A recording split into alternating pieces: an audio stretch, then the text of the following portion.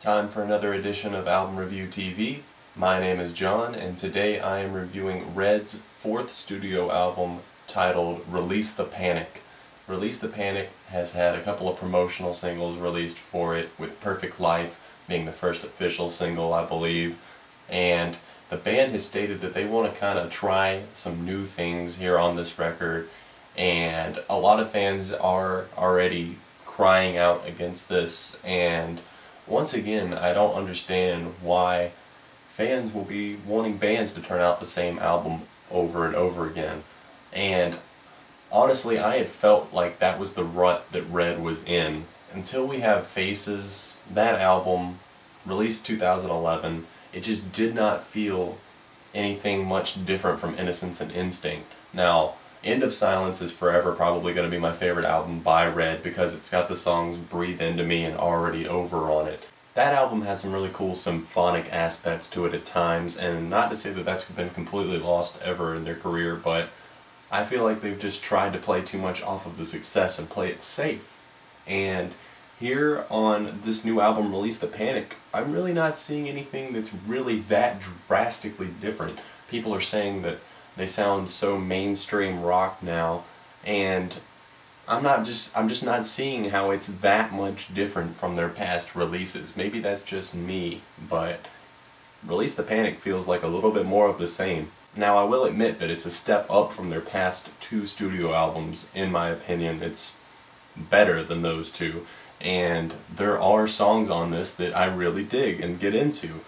The first single off of the album, Perfect Life, is one that I'm really digging. The title track, Release the Panic, is great as well. I liked the harsh vocals on that track in particular. But one that really stands out to me is Glass House. I love the instrumentation on that one. The way it starts off is so cool. It reminds me of something that I just can't quite put my finger on, but Glass House is probably my overall favorite on this album. Now, I think the album's pacing could have been mixed up a little bit better because it starts off with just 5 hard hitters in a row. Hold Me Now really slows down the pacing of the album, but then again it just kicks right off again with If We Only. If We Only is one of the best tracks on the album, I'm going to go ahead and admit that. I really like the chorus and the vocal delivery on that one, and overall on this record I really did enjoy a lot of the guitar rhythms that were played, and some of them were actually quite creative, and it surprised me.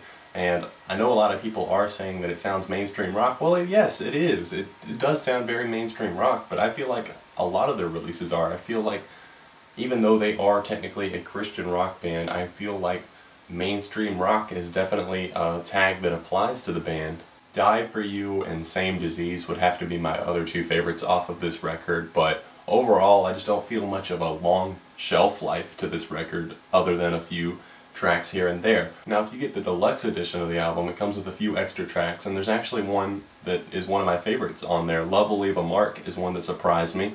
I did not expect to get into any of the bonus tracks too much. A couple of them are just remixes that I don't care anything about, but Love Will Leave a Mark is actually a song that I feel like should have made it onto the standard edition. Now, the standard edition of the album is only 34 minutes long, and the deluxe is 54 minutes long, so if you want a little bit more content, I would recommend getting the deluxe edition.